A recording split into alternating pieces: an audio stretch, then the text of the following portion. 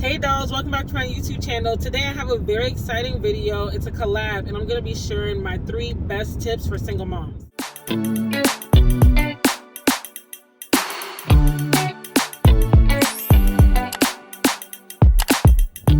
So as I mentioned, today's video is a collab video and I'm collabing with 2 of my amazing YouTube single mama friends, Molly's Story and One Single Joy. So make sure that you go and check out their videos. If you haven't already, subscribe to their channels, show them all the love, all the support.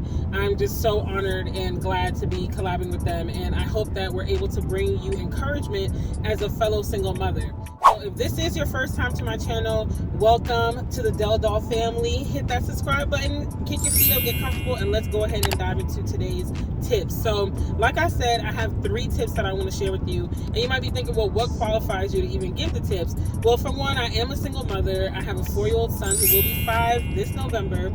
It is an absentee situation for me, so his father is not involved at all. If you want to know more about my story in depth, I do have a video on my channel, which is linked in the description box down below, and you can listen to that story time about how it all unraveled. But needless to say, I am a single mom. I have been walking this out completely by myself as far as, the parents being involved for the last almost 5 years. And so I've learned a lot along the way. There have been tips that I've been given and just things that I've learned myself that I do want to share with you today. And so I want to start off by saying that first and foremost, you're not alone. And I love to always start my single mom videos saying that, because as a single mom, we know we're not alone, but at the same time, it helps to hear that reassurance, to know that somebody out there gets it. Being a mother is not easy in and of itself, but being a single mother is a whole nother ball game. And it's just, like many things in life, unless you've walked it, you really can't relate. But it's always nice to know that somebody out there can relate to it and is walking that journey with you. So know that I feel you, I understand you. More likely than not, I've probably been through something that you've been through as well, or very similar to it. So let's go ahead and dive into these tips. And another disclaimer, obviously you can see I'm sitting in my car. I'm outside the Kroger, and if you see me looking around or you see random people walking by the window, just know that I'm outside the grocery store parking lot, okay? If it's one thing I'm going to do, it's going to be getting these YouTube videos done. One way or the other, I'm going to get you this encouragement. So the first tip I have for you is to really cherish the time with your kids. I know that sounds like a no-brainer, but honestly, I'm very guilty of always looking to the next phase of life, looking to the next opportunity, the next season, always just kind of like planning ahead and thinking, okay, once I get there, I will be better. Once this happens, I'll be in a better mood. Once this happens, things will be better in our family, And I tend to not really cherish time with my son as much as I should. I'm just going to be completely honest and 100% transparent about that. And I think we all have seasons in life where we are more appreciative than others, and I definitely have been guilty of not being as appreciative because of my situation of being a single mother and feeling so much guilt and shame, and like I'm robbing my son of the full family experience, and sometimes even disqualifying the fact that we are a family. Yes, it's only 2 of us, but we are our own family. And so I do want to cherish that time with him, and I want to encourage you to cherish the time with your kids too. I'm sure you've heard the saying, the days are long but the years are short, and it is so true. Like, I'm still in shock that I'm about to have a 5-year-old in November. I'm still in shock that I'm even a mother. If I'm being completely honest, it's like I actually have someone whose life I'm responsible for. Like, God actually blessed me with a child. This is weird, and I'm sure you can relate. You have those moments where you just look at your child and you're like, wow, you're really mine, And so you want to cherish those moments with your child or your children. Really soak it in as much as you can. I know sometimes it's way easier said than done when life seems to be beating you up. You feel like you're carrying the weight of the world on your shoulders. You have so much to do, and you're still trying to keep yourself together and keep yourself encouraged and keep your head above water. It's so easy to say cherish the moment when in reality you can be doing and feeling everything else but feeling like wanting to cherish. But I'm really trying to encourage you to just remember that, like, in those moments, remember me saying this in your head. Just play this video again and remember me saying, like, cherish the moment. So if you find yourself getting in a tizzy, if you find yourself getting overwhelmed, if you find yourself getting ungrateful, just stop. Cherish the moment with your child. Yes, they might be getting on your nerves in that moment. Yes, you might even have moments where you're like, I don't know if I'm equipped to mother them. Like, am I even doing a good job? But at the end of the day, God bless you with your child for a reason, and tomorrow's not promised. So every day, try to keep that in the forefront of your mind, to cherish today, cherish this hour, cherish this minute. You'll never get this time back.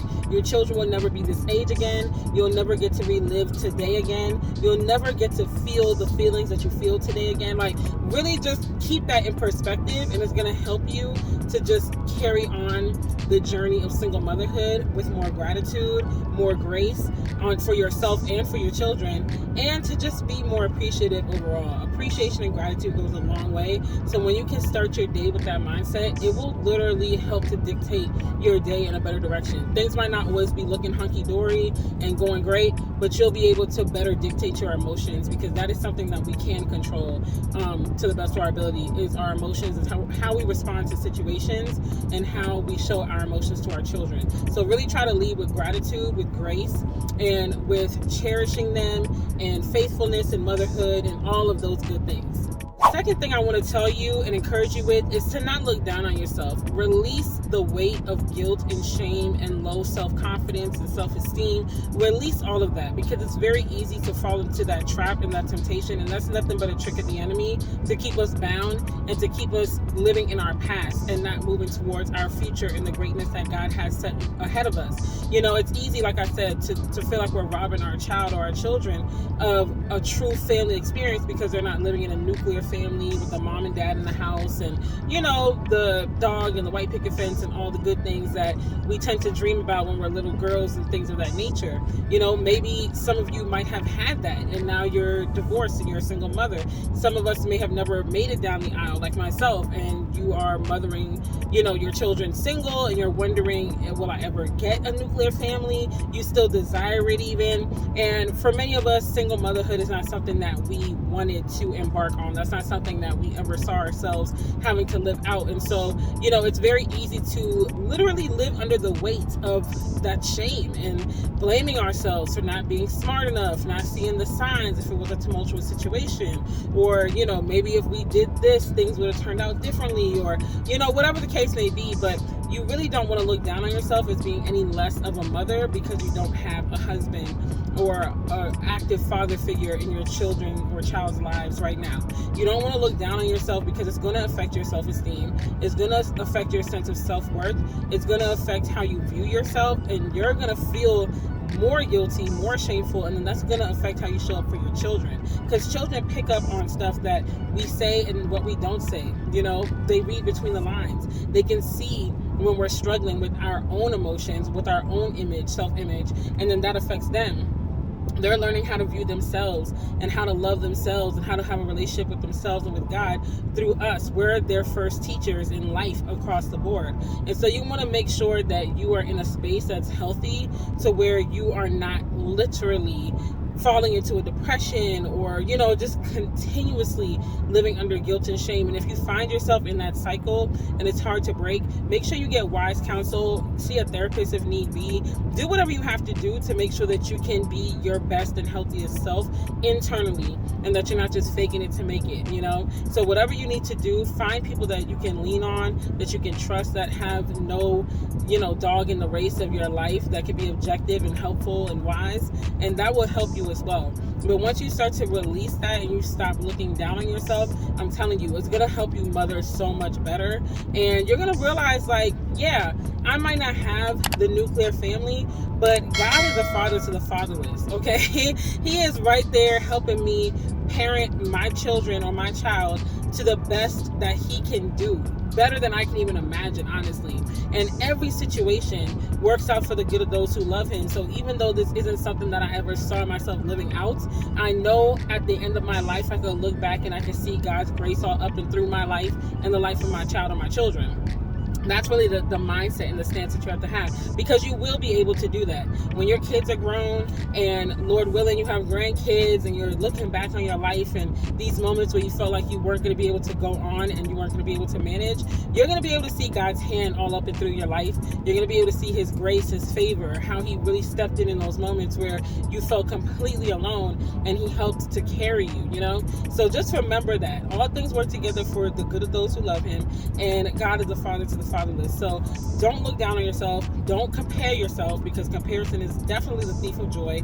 And when you start looking at everybody else's situation and thinking they've got it made and they're more blessed than you because their lives looked how you thought yours should have looked, you're robbing God of the glory, the honor, and the praise that he deserves for the blessings that he is bestowing into your life, for the blessings that he is preparing for you right now, for the ways which he's making right now. It might not be what you thought, but he doesn't make mistakes. He's sovereign. He knew that this would happen, and it didn't catch him by surprise, and he's still getting the glory out of it, and he's still blessing you. So don't rob God of that glory, and don't rob yourself of the peace that comes along with releasing the guilt and the shame, because you're not in your past anymore. You don't live there anymore. You don't deserve to hold yourself to those chains anymore.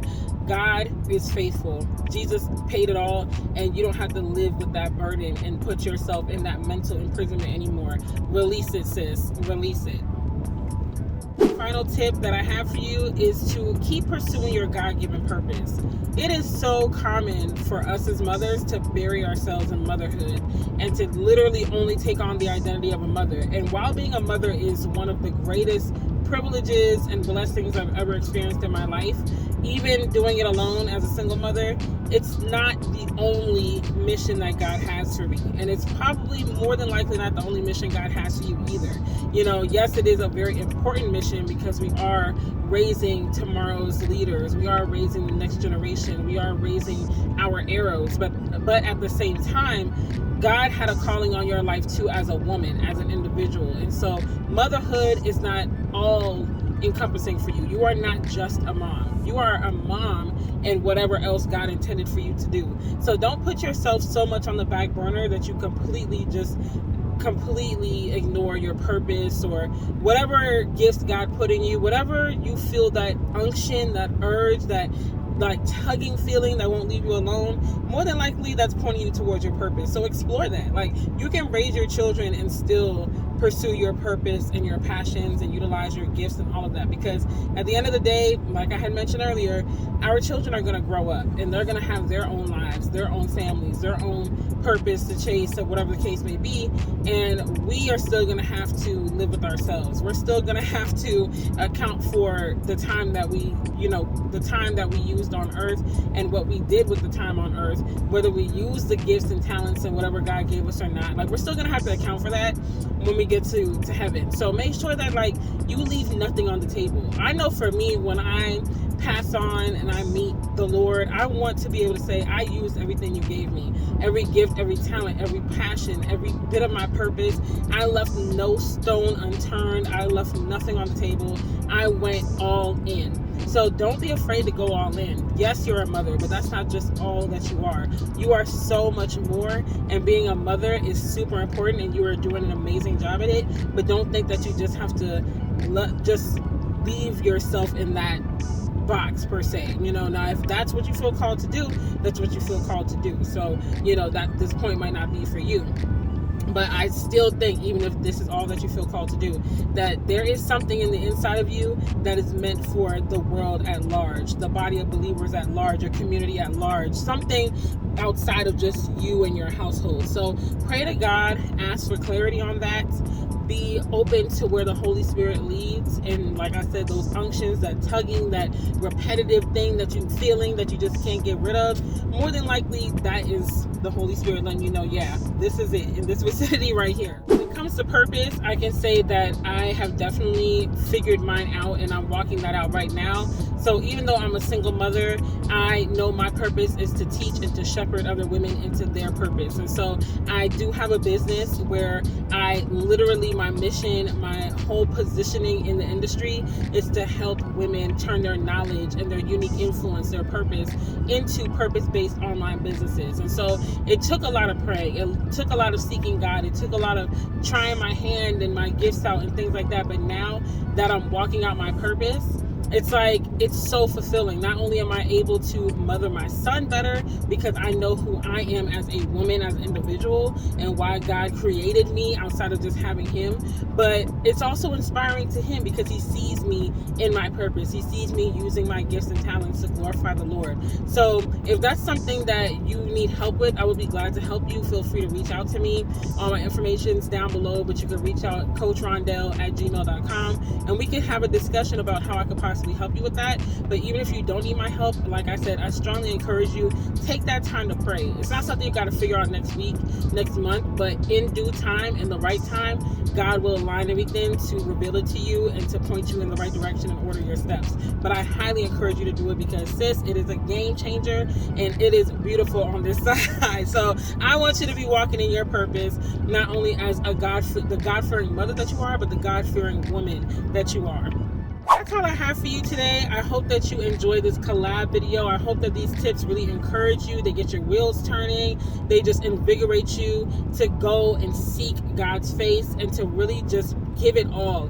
Leave it all on the table so that God is well pleased. He's already pleased with you, but like I said, we don't want to leave any stone unturned. So like I said, if you did not see Molly's stories video and One Single Joy, check them out. I will link it in the description box down below. Tell them that Delle sent you. And if you're new to my channel, again, welcome, sis. I'm glad to have you here, and I look forward to talking to you again very soon. I will see you on Thursday's live stream. Have a great one. Love you, dolls.